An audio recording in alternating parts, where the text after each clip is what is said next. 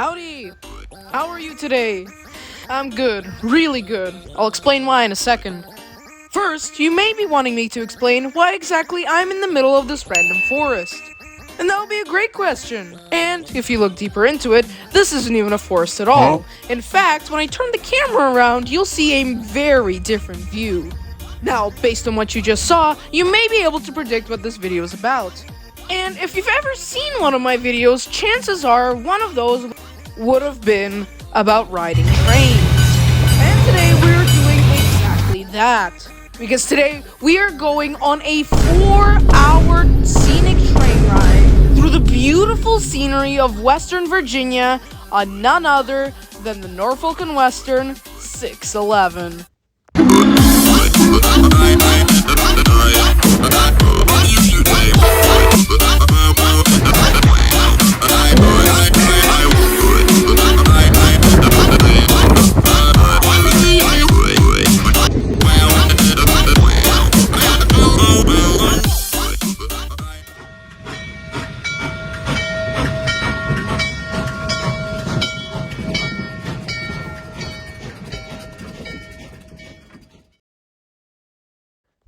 Yep, you heard me right. Today, we are riding on the Queen of Steam herself, Norfolk and Western number 611. And our ride begins here at Victoria Station in Goshen, Virginia. But anyway, let's get straight into the ride. We arrived about 1.5 hours before departure, and their website recommends that you arrive anywhere between 45 minutes to an hour before departure. And boarding of the train starts about 25 minutes before departure. And speaking of boarding, that is exactly what we are going to do right now. After showing our tickets, we swiftly made our way to the back of the train to take a look at the pair of GE C30-7 diesel-electric locomotives that will be hauling us back to the station after our journey is done. And from this point, you can really see the entire length of this train. And as we made our way all the way forward to take a look at the locomotive, we passed by several small restaurants and gift shops where you can get yourself a morsel to munch before embarking on this 4-hour train journey and some 611 merch. Then we finally made it to the front of the train where we found number 611 steaming up for a long excursion. It's also a great place to take pictures at. I mean, come on, when's the last time you've seen something so beautiful? And with that, it was finally time for us to board. And as we walked through the doors, we found our seat on the right-hand side of the car. We left our bags here before going to look at the front locomotive. And as for the seat, it would have actually been really comfortable had it not been for all my camera equipment and 2 people sitting in front of us, which, as you can see, extremely limited our legroom. But other than that, it would have actually been pretty nice. You could flip the seats back and forth so they wouldn't be facing each other, and the size of the window made it perfect for viewing the beautiful views we would be seeing. And as you've just seen, the doors have closed, which means we are about to depart, which is exactly what we did.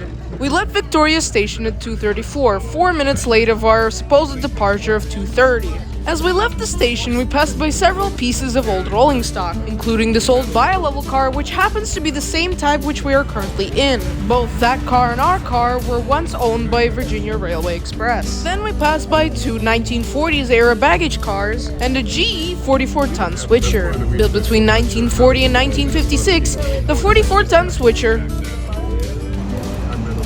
it had a 2-axle bogie design, or a BV wheel configuration, and was designed to replace the steam switchers of those days during the world's dieselization.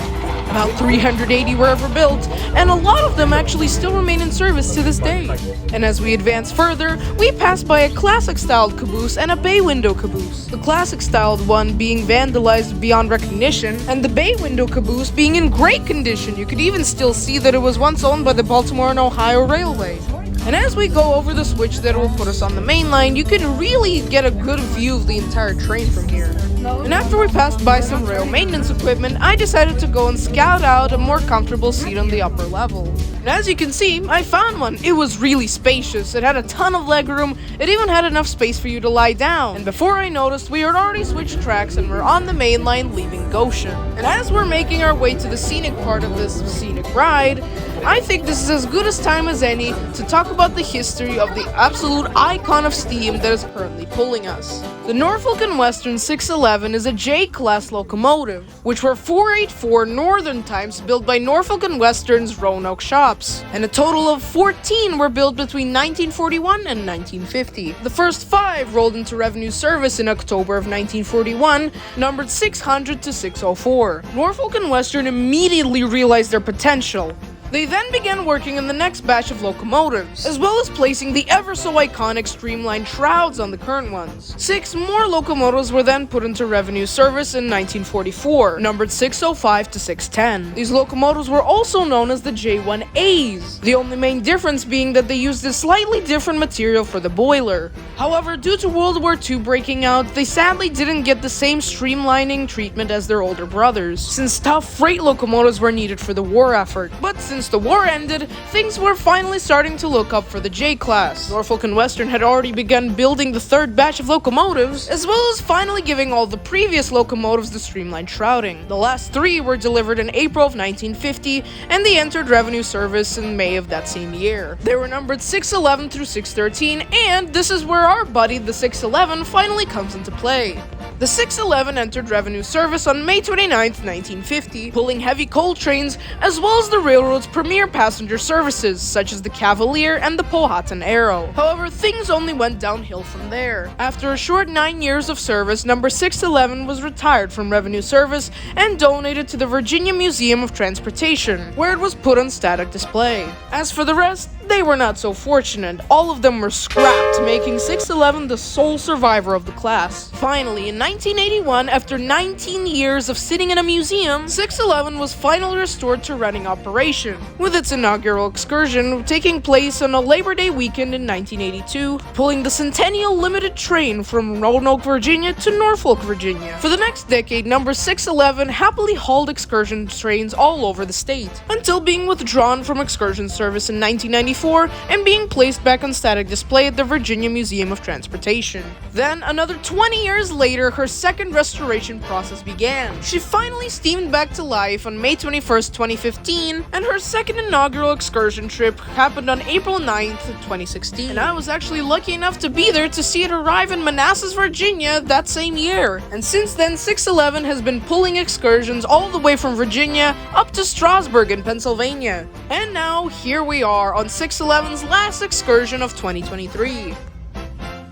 But anyways, now that I've quickly summarized this locomotive's history, we can finally get back to the ride itself. And as I mentioned before, we had moved to the top of the bi-level car, where it was surprisingly sway. Only downsides here is that it's pretty bumpy and sway up here. You can see just how much I'm swaying right now, as is the rest of the train. Yeah, this is a great example of railroad infrastructure in the United States. Wow. But moving past that, service of the conductors was great. They were constantly offering drinks and snacks along the way. They even offered us cookies, which we ate immediately. Right. Awesome.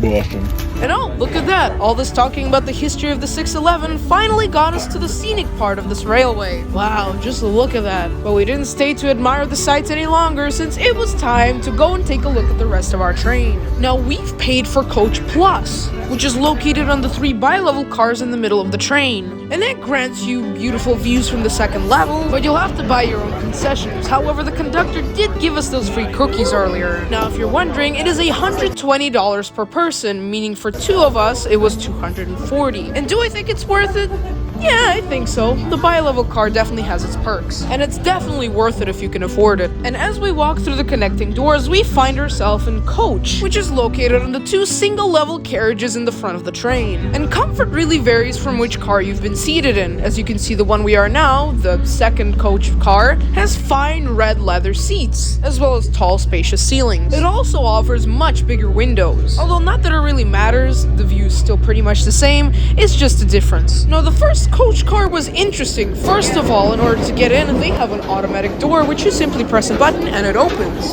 Automatic doors, wow, that's impressive. And as you can see, there's not much different with this one, except for the fact that there's linen seats instead of leather ones. This car also serves as being as far forward as we passengers can go. This is as far as we can go. Now that we've reached as far forward as we can go, let's see how far backward we can go. Now for more technicals of coach class, it costs $100 per person. You do have to buy your own concessions, although I'm not sure if the conductors do offer you some food during the ride as they did with us. But the most important difference is that coach class includes a bathroom, which is actually inside the main car. Coach Plus does not have that. So in most ways, Coach is actually kind of better than Coach Plus, but I still think that the bi-level feature of it completely wins it over for me. And as we walk past one of my favorite parts in the whole train, which is completely open and we will return to later, we have made it to premium class, which also comes with its own bathroom. The bathroom was nice and spacious, with a hand pump needed to flush the toilet and a nice white seat for you to do your business. There was also a nice two-way window and a pretty tiny sink, as well as a mirror. Now, upon first class, premium doesn't look that much different from coach. You know, the leather seats and tall ceilings, but the main difference is that you have 4 seats facing each other with a nice table in the middle. It comes included with an in-car bathroom as well as complimentary drinks and snacks. But the real big downside of this is that it costs $190 per person. So in my opinion, if you're stuck between coach and premium, I'd say go with coach. It's pretty much the same thing. And now we have made our way to the cafe car, which also gave me a nice view of this little yard with another C30 sitting in it. We'll come back to the cafe car later as we still have a lot of the train to go. And now we find ourselves in first class, specifically the group and specialty seating part. But as we enter here, you can really start to see things starting to get fancy, especially the wooden chairs, which can be moved around or taken away, especially if you're in a wheelchair. And here you can peek through the connecting door to see that we have arrived in Stanton. We'll stay here for about 10 minutes before turning around and heading back. Now on to the rest of first class. Here you can see things get even fancier, with also wooden moving seats and curtains for your windows. Now as I walk down this narrow hallway, I found the private suites, which you can get on this train. Now from the brief glimpse that we just got, there were 4 comfortable sofa seats facing each other, with a very nice big window in between. This car consists of just 3 of them down this narrow hallway, with a bathroom at the end. Now sadly, I wasn't able to get a good look at any of them since they were all occupied, which is interesting considering the fact that they cost about $300. But it only gets fancier from here, because right now we have entered the Dome Club car, which also has wooden movable seats, but most importantly, it includes a glass bubble dome. Although the dome barely takes up half the car, it still gives you beautiful panoramic views of both the train and the passing scenery. Directly below the glass dome, we find a nice private seating area. But sadly, this is where our venture to the back of the train ends. Oh, I really hope we can get to the observation car. Oh well, I guess we'll just head back to our seat. And on our way back to the seat, we decided to stop by the cafe, which we passed on our way back, but this time we're actually buying some concessions. And here you can choose from a variety of different snacks and drinks, as well as some freshly perked coffee, which according to my mom was pretty good. And as we're waiting for our snacks, you can see that we have now left Stanton and are now on our way back to Victoria Station. However, we've decided to hold off eating our snacks for a little bit longer so we can stick our heads out in this open section in the connecting door between Premium and Coach Plus. And here you can see why this is my favorite place on the whole train. Just the feeling of the cold air hitting your face, as well as the exceptionally incredible views which you cannot find in any other car in the consist. However, we were starting to get quite peckish, so we decided to return to our seat and eat our snacks. But don't you worry, we will be returning to that open section later on in the video. But while we're here eating our snacks and waiting for this journey to end, I think I'll just stop talking and let you guys enjoy the beautiful views.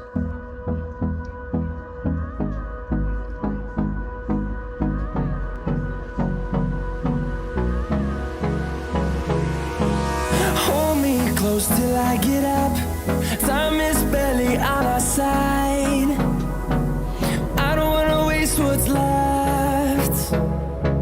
The storms we chase are leading us, and love is all we'll ever trust. Yeah, no, I don't wanna waste what's left. And on we'll go, through the wastelands, through the highways, till my shadow turns to sun rays. And on we'll go, through the wastelands, through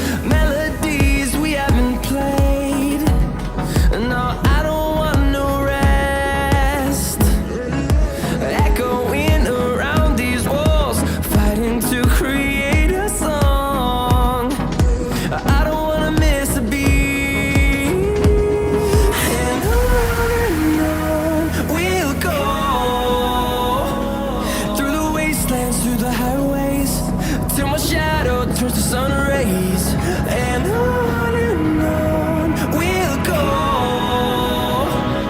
through the wastelands, through the highways, and on we'll go.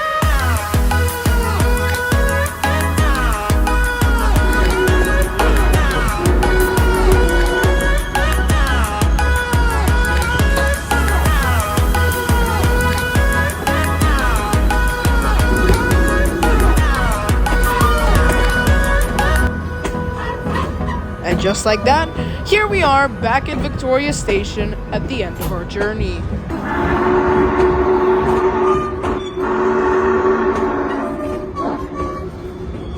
Now that we have made a complete stop, we are going to make our way back to the front of the train to take a look at 611 blowing her whistle for the last time in 2023. And there we can see the firemen shoveling coal to get ready for the final whistle of 2023. And speaking of that whistle, here it is, turned up to full volume. Headphones users be warned.